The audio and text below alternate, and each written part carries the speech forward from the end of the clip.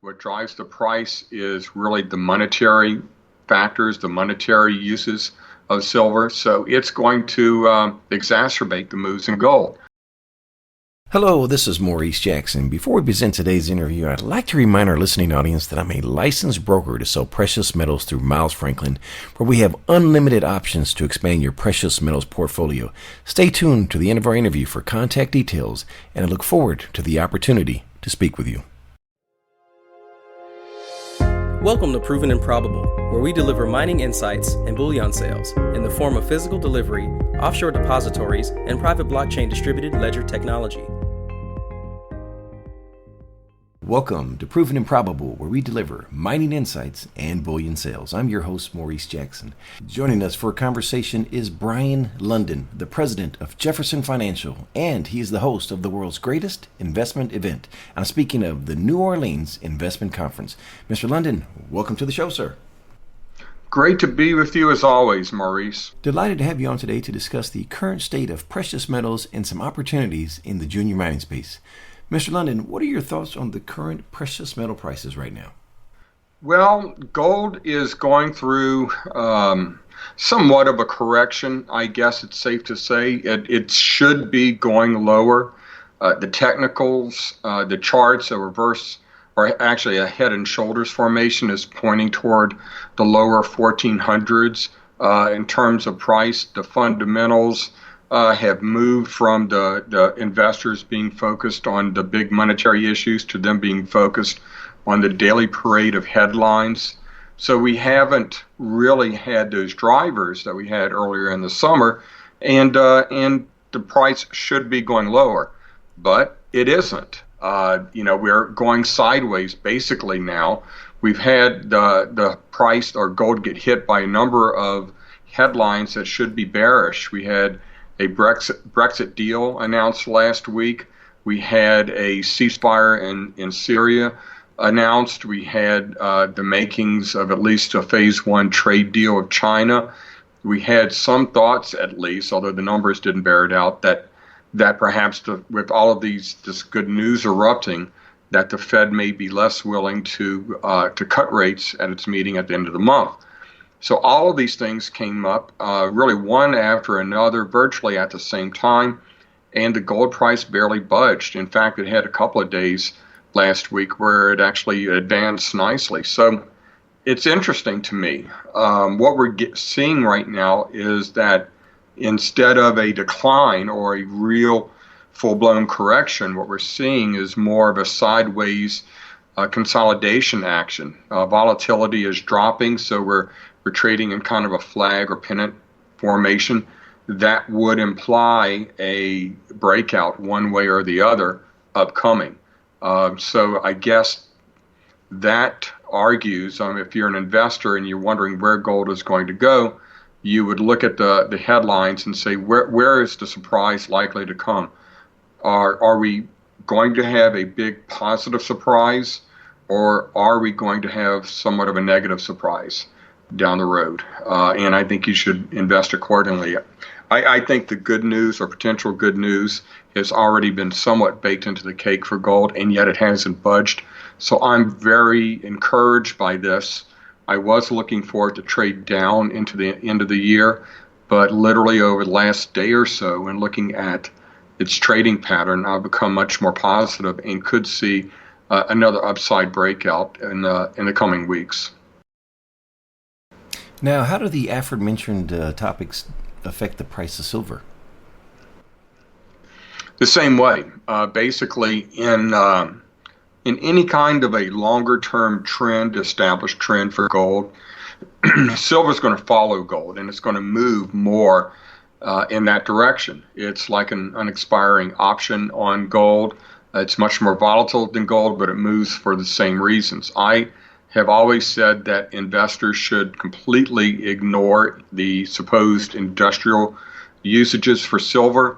So if something's driving gold, or like I like to put it, if you like gold, you have to love silver. It's going to move in the same direction for the same reasons, but more extremely in that direction. Let's address some catalysts that have your attention at the moment domestically that could have an effect on the precious metal prices. What has your attention and why? Well, I think the longer term factor is the debt and all the issues that arise from that. Not just the U.S., but every major developed economy has amassed debts that are too great to be managed by either tax cuts, economic growth, or tax rises, tax hikes, spending cuts, or economic growth. So the only solution left is the same one that's been used throughout history, and that's depreciation of the currency. So what we've seen are a number of cycles over the past really 50 years, literally as long as Gold Newsletter has been around. We've seen central bankers, once they've become untethered to the gold price, have been able to spend without any near-term repercussions. And what they've done is exactly that. Whenever there's been any kind of an economic downturn, they've lowered interest rates and they've provided liquidity to the markets. But with each successive cycle, each successive downturn, they've needed to apply greater and greater doses of this medicine, to the point now where interest rates are we would have said zero bound, but we know they're not zero bound. They're actually in the negative zone now. And now they're coming out with papers from the Federal Reserve staff and economists showing how negative rates could actually be used in the U.S. and be beneficial. So it seems to me a matter of time before we have negative rates even in the U.S. And in hearkening back or speaking back to that debt issue, the problem with that is that the debt is so large now that we can never have normal interest rates again because we couldn't afford to service those debts. So rates have to be not only low, they have to be historically low and lower than the rate of inflation. In other words, you have to depreciate the currency at a faster rate than you have to pay off the debt. So the interest rates, the nominal rates, have to be lower than the price of inflation. In other words, we have to have negative real rates going forward. And that's tremendously bullish for gold and, of course, silver as well. Sticking domestically here regarding President Trump and impeachment, should we factor that into the gold price in any type of consideration? I think I'm not a big believer in geopolitical factors driving gold. I don't think as an investor you can bet on that because these things erupt and then they go away, and you'll never be able to actually play them. Only the most nimble traders will ever be able to play them to any good effect. And they don't drive the metals over the long term. The thing that creates a secular bull market in the metals and the associated equities is a long-term period of monetary debasement or worries over monetary debasement. And so it's monetary factors that drive the longer-term bull markets. With all of that said, however, President Trump creates a kind of background level of nervousness around the world that I do think has led to some degree of allocation toward the metals from large portfolios around the world. And I think that's created a background, an undercurrent of buying. So all of these little issues kind of amount to a background, or create that background noise of concern and worry and geopolitical nervousness in the world that tends to foster greater gold buying, whether it's logical or not. But again, I do think the fundamental issues of monetary issues are the things that really virtually guarantee much higher gold prices down the road and virtually guarantee a new multi-year bull market in gold. Now, germane to precious metal prices, how do you see the dollar responding? Well, these geopolitical issues, interestingly, tend to support the dollar, and they tend to support gold as well. So most, you think of gold and the dollar as being contracyclical because gold is priced in dollars. So when the dollar rises, gold naturally falls, and vice versa. But there can be occasions when they are positively correlated, when they move in the same direction. And usually that's created by some type of a geopolitical crisis or a very large, a very worrisome monetary or financial crisis. In other words, the dollar can act as a safe haven, and of course, gold does as well. So when there are factors or situations that create safe haven, or investors look for safe havens, they can go into both. And I think that's what's happening right now. We're having a period of where the dollar and gold are positively correlated, where we have some dollar strength and some strength in gold, at least on a session by session basis. That said, over the last month or so, the dollar has been trending lower, and it seems to have leveled out a bit. But that great strength we saw about 4 or 5 weeks ago has abated a bit. Now, before we leave the precious metals, I'd like to just ask you, in regards to the platinum group metals, do you see those prices responding the same as gold and silver? Yeah, I do. I think the trend is upward for the PGMs, but not for the same reasons. I don't think the monetary uses of those metals really are more industrial than they are monetary, despite their long history of being regarded as having some monetary application. So I think the real issue for them is fundamental industrial usages. And there was a situation, particularly in palladium, where investors tended to look at the electric vehicle market and the growth of that sector and disregard the PGMs, which are used in catalytic converters for internal combustion engines.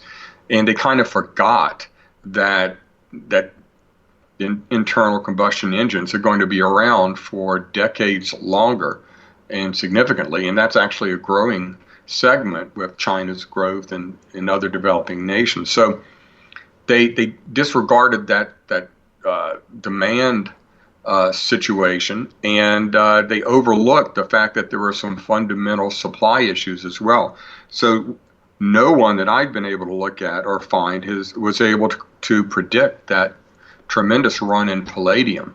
But since it's happened, I've looked at that market a bit and gotten some feedback from the big palladium miners out there and PGM miners out there, and they're very bullish on the metals, and they're being very aggressive on looking for new deposits and companies that are exploiting new deposits. So that's an exciting area, I think, in the junior mining space. There aren't that many companies in the area. We've recommended a couple of them in Gold Newsletter, and I think they're great options right now. Speaking of the junior mining space as a whole, what are your thoughts on it? Well, it hasn't. It was barely getting started as far as responding to the rally in the metals, and then it kind of faded back. The only things moving in that sector right now, and even nothing's really moving over the last few weeks, but the discovery stories and the only stories in that sector for the past 4 or 5 months. I do think we need a sustained move in the underlying metals to re-energize that sector. I think there are going to be some big bargains in December. As we get to the height or the end of the tax selling season and the thin holiday markets, I think there are going to be some real bargains there that investors should start raising cash for right now to take advantage of, because the early year, the January-February timeframe is typically very good for the metals and the miners, and the opportunity to pick up some of these juniors at bargain levels is about to face us right now. Are there any companies that you can share with us that present a unique value proposition to the market?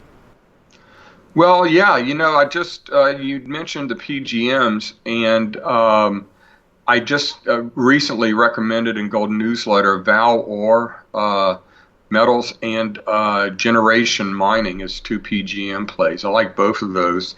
I do like silver plays. I like Aftermath Silver.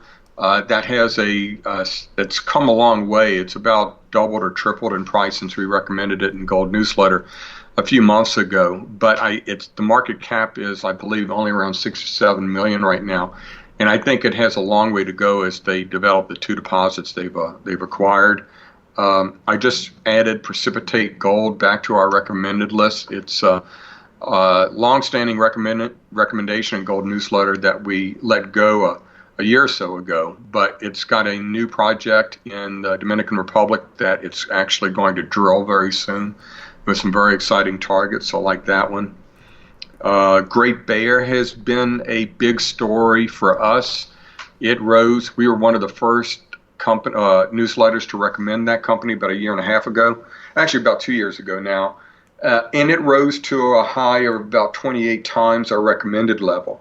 Of course, we recommended that investors take profits along the way, and we had it as a hold at its peak levels, but it's come back a little bit. The story has transitioned from one of a high-grade, very high-grade, deep-seated Red Lake play to one where you have large-scale bulk tonnage added on to that play. And the market really has not weathered that transition well, and is still looking for those boomer high-grade intersections from Great Bear. And I think they're going to get that from the new area play, the LP fault. And but I do think the bigger play, the bulk tonnage play, will really surprise people when the resource estimates finally come out. So I've actually moved that Great Bear back to a buy after its recent price decline. I like a couple of exploration/development plays. Gold Play is a company I like a lot. I do not own it. And I do own Aftermath Silver, Precipitate, and Great Bear. I like Gold Play, but do not own it yet. And I also like Revival Gold. It's a wonderful exploration and development as they build large-scale resources at their project in Idaho. And I do not own Revival yet. And you know, a lot of people look at the prospect generators. One of our long-standing favorites in that sector has been Mill Rock Resources.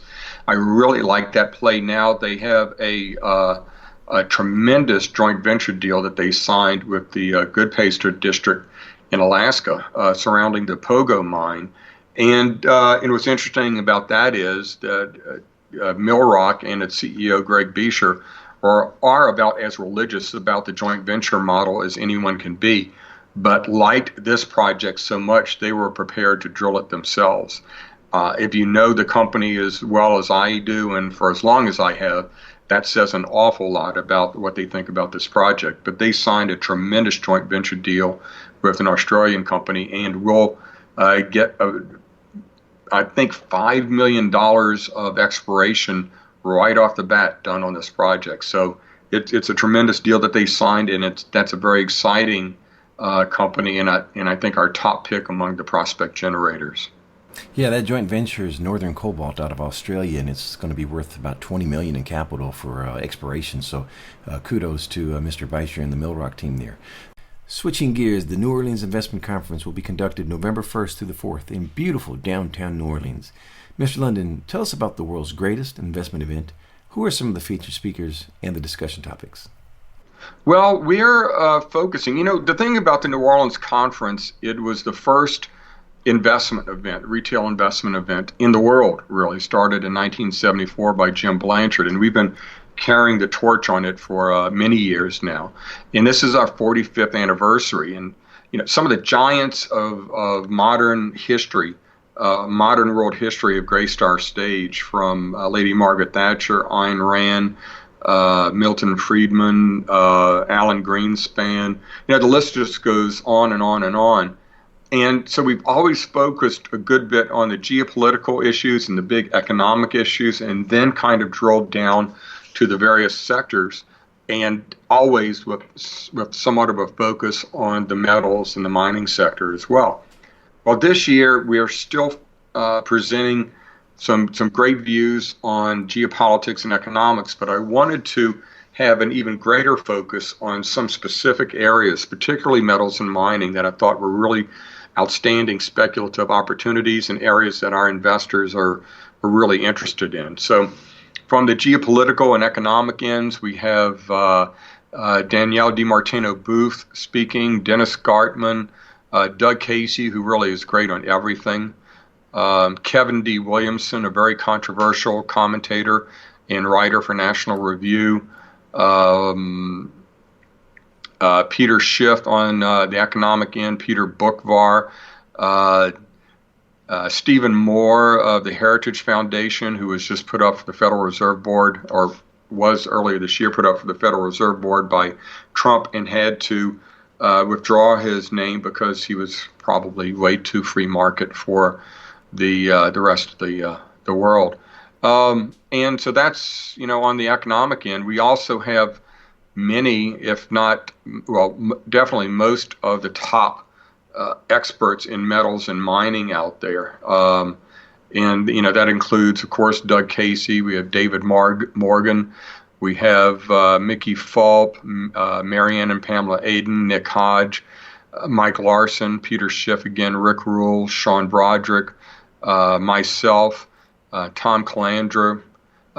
List goes on and on. Gwen Preston, Lobo Tigre, a.k.a. Louis James. Grant Williams is a great addition to our roster. And we're also focusing on other areas like artificial intelligence, cannabis, crypto, some of the exciting, trendy, new speculative markets that are developing. And we have an array of top experts in those areas as well. Now, for someone new to the conference, what can you tell us about the attendees? Well, they're smart people. They are, and they, by definition, almost, they self-identify as being very smart, very successful investors because they're paying money to travel to New Orleans for 4 or 5 days to listen to top experts from our stage, and not sales pitches. We do have a great exhibit hall. We have great breakout sessions where investors and attendees can visit with companies and hear their presentations. But every word from every presentation from our main stage is objective, independent, from top experts that we pay to come in. So this is the kind of advice you really don't find at other investment events. And I think when people come to our event, they realize how special and unique it is. They get a feeling for that intellectual energy, the kind of ambiance that we have, where you're surrounded by a lot of very smart people who are willing, frankly, to share their ideas and their strategies and their successes and the things they're hearing and the investments they like. So that is one of, if not the top benefit of our event. I mean, our speakers are world-renowned, the tops of any investment event out there.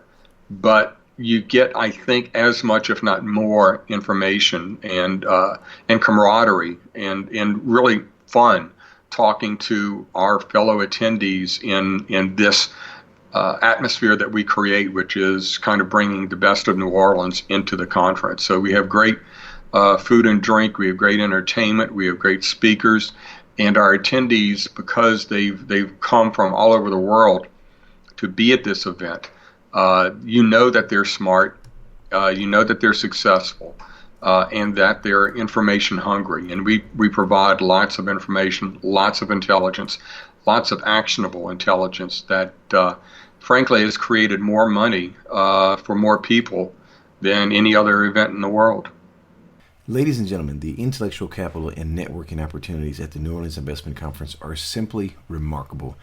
I'm still corresponding and benefiting from relationships I established from my first year in attendance, and I'm proud to say that this is my 4th year in a row for attendance. If you do not have your tickets, here's what I need you to do. Visit our website, provenimprobable.com, and halfway down the homepage on the right-hand column, you will see an image for the New Orleans Investment Conference. Simply click on the image and you will be taken directly to the registration page.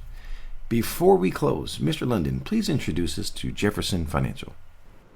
Well, Jefferson Financial is basically the company that owns and publishes Gold Newsletter, which is also the world's oldest precious metals advisory, also started by Jim Blanchard back in 1971. Literally on the day that Nixon closed the gold window, Jim started Gold Newsletter to advocate for the return of private gold ownership to American citizens. And he was successful in that, and that's why he had the first New Orleans Investment Conference in 1974 to teach investors, U.S. investors, how to buy gold. And both have been going great guns ever since. They're the oldest and most respected entities of their type in the market. And our raison d'etre is to serve our subscribers and investors and attendees. And that's what we work hard to do every day of the year. Now, you publish the Gold newsletter. How can someone receive updates on a regular basis? Very easily, goldnewsletter.com. You can get a free sample issue. You can buy a single issue. You can subscribe for a year to the basic Gold newsletter. We also have an alert service that's a higher dollar value. We also have a free report on the website, The Investor's Guide to Gold and Silver. It's a objective report that I wrote to teach investors how every aspect of the sector, every way to invest in precious metals, from physical to options to the equities. It also describes how to analyze a junior mining stock. It also lists the best newsletter writers out there, the people I know that are independent, objective, and successful. And it also has all of the investment events out there, including the New Orleans conference, but also the other events kind of on the circuit that can provide good information for people exploring the sector. Mr. Lundin, for someone listening that wants to get more information on Jefferson Financial, please share the contact details. Goldnewsletter.com, very simply, goldnewsletter.com, and neworleansconference.com. But of course, that link on your website will bring them directly to the New Orleans Conference web page, and with special discounted offers and other benefits.